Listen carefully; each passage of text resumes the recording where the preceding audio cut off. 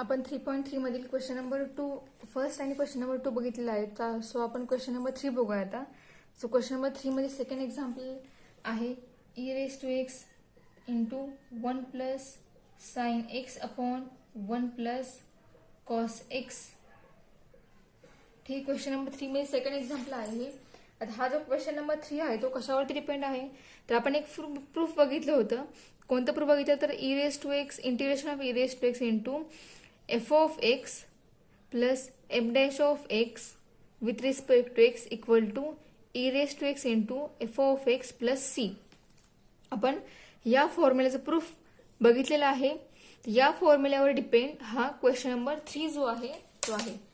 ठीक आहे. सो आपण हे जे एक्झाम्पल असणार आहे क्वेश्चन नंबर 3 ती सगळी पूर्ण एक्झाम्पल सगळी एक्झाम्पल जी आहे ती आपण या फॉर्ममध्ये कन्वर्ट करून त्या फॉर्म्युला त्या एक्झाम्पल जे किंवा त्या ह्यामध्ये कन्वर्ट झाल्यानंतर त्याचा आन्सर जे आहे ते आपण या फॉर्ममध्ये फाइंड आउट करणार. ठीक आहे. तर फाइंड करूया, बघूया आपण एक्झाम्पल त्यामध्ये कन्वर्ट कसं करायचं, त्या एक्झाम्पलचा आन्सर फाइंड आउट कसं करायचं ते.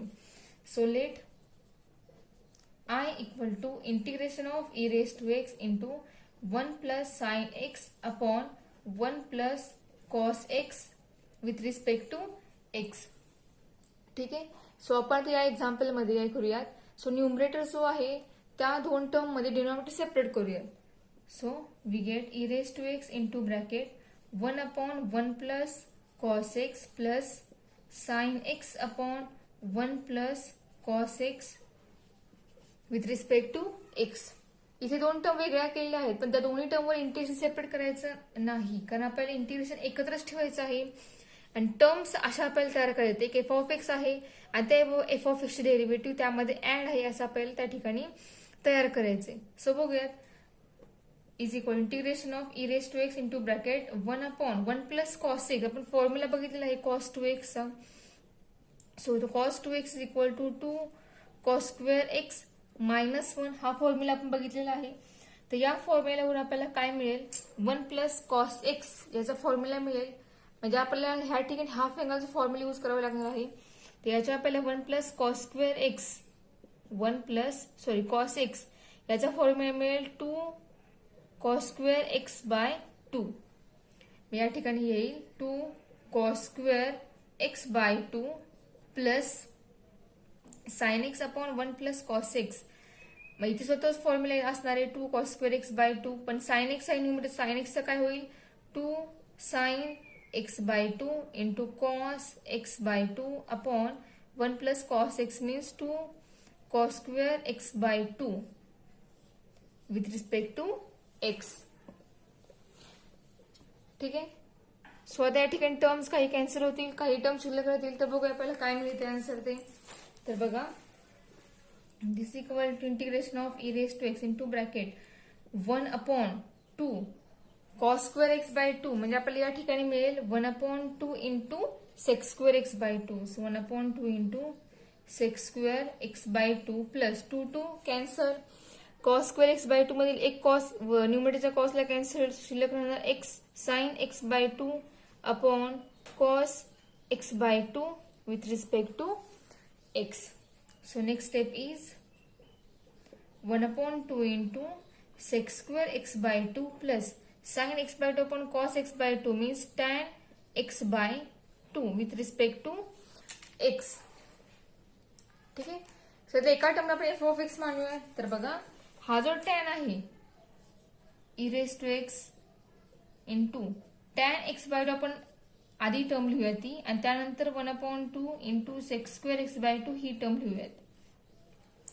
ठीक आहे, कारण टॅनची डेरिव्हेटिव्ह ही आहे. So let f of x equal to tan x by 2 and f dash of x is equal to 1 upon 2 into sec square x by 2. ठीक आहे. ह्या आपण स्टेपला 1 कन्सिडर करूयात. सो याच्यावरून आपण ती स्टेप लिहूयात. सो फ्रॉम आपल्याला काय मिळेल, therefore 1 become equation 1 become I equal to integration of e⁻x into bracket tan x by 2 means f of x plus 1/2 sec square x by 2 means f dash of x into dx. बघा पहिला formula या form मध्ये मिळालेला आहे. So याचा answer आहे e raised to x f of x. मध्ये याचा आन्सर येईल e raised to x into f of x plus constant c. तो आपल्या या ठिकाणी जो एफ ऑफ एक्स आहे तो काय आहे तर tan x बाय 2 हा आहे. सो आपला आन्सर येईल e raised to x into tan x by 2 plus c. हे जे मिळाले आपल्याला ते सोल्युशन मिळाले एक्झाम्पलचं. नेक्स्ट बघा आता फोर्थ एक्झाम्पल आहे e raised to x into bracket x upon x plus 1 bracket square. हे सुद्धा सेम टू सेम त्याच टाइप मध्ये आपण सोडवणार आहोत, पण इथं फक्त ट्रिग्नॉमेट्रिक टर्म कोणती नाहीये. इथं आपल्याला ऍडजस्टमेंट करायची आहे. त्या टर्म्स ह्या ठिकाणी कशी ऍडजस्ट करायची ते बघा. So let I equal to integration of e raised to x into bracket x upon x plus 1 bracket square into dx. ठीक आहे, स्टार्टिंगला आपला फॉर्म्युला आपण लिहूयात. आपल्याला म्हणजे त्या ठिकाणी कशा टर्म तयार करायचे हे आपल्याला समजेल. आपला फॉर्म्युला आहे e raised to x into bracket f of x plus f dash of x into dx equal to e raised to x f of x plus c. आपल्याला दोन पूर्णपणे सेपरेट टर्म तयार करायचे आहेत. त्या टर्मला बाहेर multiply e raised to x आहेच. ठीक आहे, तर आपल्याला e raised to x आपल्या ठिकाणी आहे या ठिकाणी एक्झाम्पल मध्ये, पण आपल्याला एफ ऑफ एक्स आणि एफ डॅश ऑफ एक्स हा आपल्याला या ठिकाणी तयार करावा लागेल. पण आपल्याला एकच टर्म दिलेली आहे तर ती टर्म आपल्याला फोडायची आहे. तर ती कशा प्रकारे फोडायची तर डिनॉमिनेटर काय आहे ह्या टर्मचा एक्स प्लस 1 ब्रॅकेट स्क्वेअर आहे आणि न्यूमरेटर हा एक्स आहे. तर डिनॉमिनेटर नुसार आपण न्यूमरेटर हा चेंज करणार आहोत. तर बघा integration of e raised to x into bracket डिनॉमिनेटरला आपल्याला या ठिकाणी एक्स प्लस 1 अशी टर्म आहे. तर आपण तीच टर्म न्यूमरेटरला घेऊया. तर आपल्याला काय करावं लागेल, डिनॉमिनेटर प्लस 1 आहे एक्स मध्ये, सो तोच आपण न्यूमरेटरला काय करणार आहोत ऍड करणार आणि तोच 1 सबस्ट्रॅक्ट करणार. म्हणजे आपल्याला न्यूमरेटरला दोन टर्म सेपरेट मिळालेले आहेत, त्यानुसार आपण त्या टर्म सेपरेट करणार आहोत. बघा एक्स प्लस 1 ही एक टर्म झाली आणि मायनस 1 ही एक टर्म झाली. मग त्या दोन टर्म साठी आपण डिनॉमिनेटर पूर्णपणे वेगळा करणार आहोत. तर आपल्याला काय मिळेल e raised to x into bracket x plus 1 upon x plus 1 bracket square minus 1 upon x plus 1 bracket square into dx. तर e raised to into bracket x plus 1 upon x bracket square या ठिकाणी मिळेल आपल्याला 1 upon x plus 1 minus 1 upon x plus 1 bracket square into dx. ठीक आहे, दोन term मिळाल्या. जे आपल्या एक्झाम्पल मध्ये आहे तो एफ ऑफ एक्स आणि एफ डॅश ऑफ एक्स तयार झालेला आहे. आता यातले एफ ऑफ एक्स कोण आणि एफ डॅश ऑफ एक्स कोण हे ओळखता आलं पाहिजे. त्यासाठी आपल्याला डेरिव्हेटिव्ह माहिती असली पाहिजे. तर बघा याला आपण फर्स्ट इक्वेशन कन्सिडर करूयात. So let f of x equal to 1 upon x plus 1 हा असणार एफ ऑफ एक्स. त्याची डेरिव्हेटिव्ह तुम्ही फाइंड आउट करा. ती डेरिव्हेटिव्ह आपल्याला मिळेल f dash of x equal to minus 1 upon x plus 1 bracket square. ठीक आहे, माझं आपलं एक एक्झाम्पल आहे ते पूर्णपणे सिम्प्लिफाय झालेलं आहे. So I equal to integration of e raised to x into bracket f of x plus f dash of x into dx. So we get answer e raised to x into f of x plus c. ठीक आहे, पण आपल्या example मध्ये F of x कोण आहे तर 1 upon x plus 1 आहे. म्हणजे आपलं आन्सर आलं e raised to x into 1 upon x plus 1 plus constant c. म्हणजे आपला एफ ऑफ एक्स जो आहे तो पुटअप करून जे मिळाले ते आपल्या एक्झाम्पलचं सोल्युशन आहे. तर नेक्स्ट बघा फिफ्थ एक्झाम्पल आहे e raised to x upon x into bracket x into log x bracket square plus 2 into log x. ठीक आहे, सोल्युशन फाइंड करूया. So let I equal to integration of e raised to x upon x into bracket x into log x bracket square plus 2 into log x bracket complete into dx. तर आपला एक्झाम्पलचा form या टाइपमध्ये हवा आहे.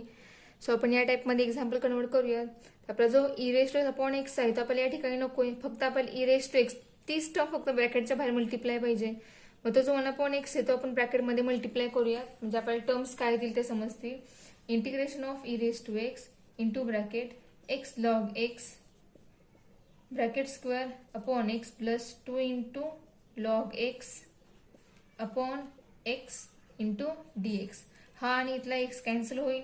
So आपल्याला मिळेल e raise to x into bracket log x bracket square plus 2 into log x upon x into d x. दोन term मिळाल्यात. बाहेर e raise to x multiply आहेच. ठीक आहे. तर या दोन्ही मधला एफ ऑफ एक्स कोणता असेल तर ते बघा let f of x is equal to log x bracket square. हा असणार आहे आपला एफ ऑफ एक्स. आणि याच्यावर आपल्याला एफ डॅश ऑफ एक्स काय मिळेल त्याची derivative 2 into log x upon x. ही आली या एफ ऑफ एक्सची derivative. So equation 1 become I equal to integration of e raised to into bracket f of x plus f dash of x into dx. ठीक है. So by using formula we get e raised to x into f of x plus c. But here f of x is log x bracket square. So our answer is e raised to x into log x bracket square plus c. Next बघा 7th नंबरचं example आहे e raise to sine inverse x into bracket x plus root 1 minus x square upon root 1 minus x square.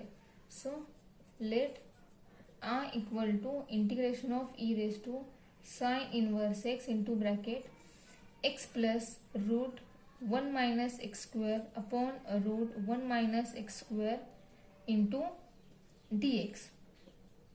ठीक आहे. ते आपल्याला solve करावं लागेल. दोन टर्म सेपरेट करावे लागतील. त्या दोन टर्म मध्ये एक एफ ऑफ एक्स पाहिजे आणि तोच त्याच एफ ऑफ एक्स डेरिव्हेटिव्ह त्यामध्ये ऍड पाहिजे. तर बघूयात e raise to sine inverse x into bracket x plus root 1 minus x square into ही टर्म सेपरेट लिहूयात 1 upon root 1 minus x square d x. ठीक आहे. आणि या साइन इनवर्स एक्स बद्दल टी पुट करूयात. बघा put sine inverse x equal to t. Therefore याची डेरिव्हेटिव्ह आपल्याला काय मिळेल तर 1 upon root 1 minus x square dx equal to dt. ही झाली या टर्मची डेरिव्हेटिव्ह. ठीक आहे. सो याच्यावर आपल्याला एक्स पण मिळेल. एक्स सुद्धा आपल्याला लागणार आहे या ठिकाणी. सो आपण एक्स फाइंड आउट करूया. एक्स काय मिळेल तर साइन टी मिळेल. ठीक आहे. So I become I equal to integration of e raise to sine inverse t आहे म्हणजे ई रेस टू टी येईल into bracket x. X means sine t plus root 1 minus x square means sine square t आणि 1 upon root into d x म्हणजे या पूर्ण टर्मची value झाली d T. ठीक आहे. आपला एक्झाम्पल सिम्प्लिफाय झाला आहे. So integration of e raise to t into bracket sine t plus root 1 minus sine square t means root cos square t into d t. So integration of e raised to t into bracket sin t plus root cos square t means cos t into dt. ठीक आहे. एका टर्मला f of x consider करूया आणि त्या second टर्मला f dash of x म्हणजे मिळतोय का ते बघूयात. So late